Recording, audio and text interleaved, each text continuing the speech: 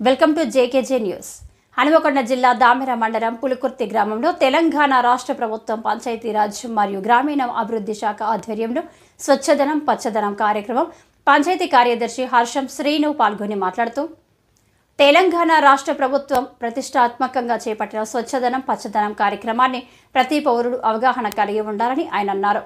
ప్రస్తుత వర్షాకాల పరిస్థితుల్లో మన చుట్టూ ఉన్న పరిసర ప్రాంతాలను శుభ్రంగా ఉంచుకోవాలని గుర్తు చేశారు. నీరు నిల్వ ఉండకుండా తగు జాగ్రత్తలు తీసుకోవాలని, ఇళ్లల్లో నిల్వ ఉన్న తడి చెత్త మరియు పొడి చెత్తను తరలించడం కోసం గ్రామ పంచాయతీ సిబ్బంది ఎల్లవేళలా అందుబాటులో ఉంటారని ఆయన అన్నారు. అదేవిధంగా పర్యావరణాన్ని రక్షించుకునే విధంగా మొక్కలను నాటాలని ఆయన అన్నారు. గ్రామంలోని వీధులలో ర్యాలీ నిర్వహిస్తూ గ్రామ పంచాయతీ ఆవరణంలో అవగాహన సదస్సు నిర్వహించడం జరిగింది. ఈ కార్యక్రమంలో ప్రభుత్వ పాఠశాల ప్రధానోపాధ్యాయులు, ఉపాధ్యాయురాలు, కారోబార్, field assistant, anganwadi teachers, ASHA workers, విద్యార్థులు, గ్రామ పంచాయతీ సిబ్బంది, ప్రజలు తదితరులు పాల్గొన్నారు.